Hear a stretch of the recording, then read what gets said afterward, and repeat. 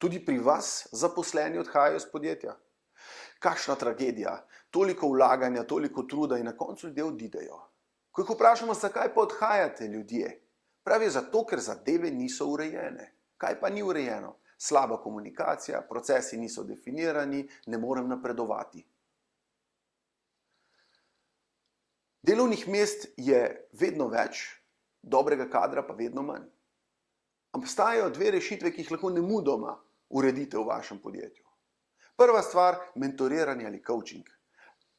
Učiti ljudi z mejniki, z jasnimi smermi, z projektnim vodenjem, kaj do kdaj se bova naučila, da boš lahko to delal vlado oziroma da bo drugi to delal vlado in tako naprej, kako bodo stvari potekale. Povejte vnaprej in se tudi potem ukvarjate s tem. Ta druga stvar, direktorji, lastniki, zapišite vizijo, ne tisto, ki imate na spletni strani, je stara in se ne morete niti spomniti. Zapišite eno realno vizijo, ki jo vi hočete v naslednjih parih letih narediti.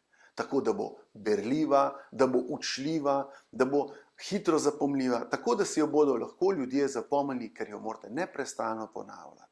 Takrat, ko jo ponavljamo toliko časa in ko verjamemo v njo, se stvari same uredijo in na srečo tudi kader ne odhaja, ampak vidi svojo priložnost v tem podjetju. To, kar vi mislite, da jim neprestano tudi ponavljate, naredite tako.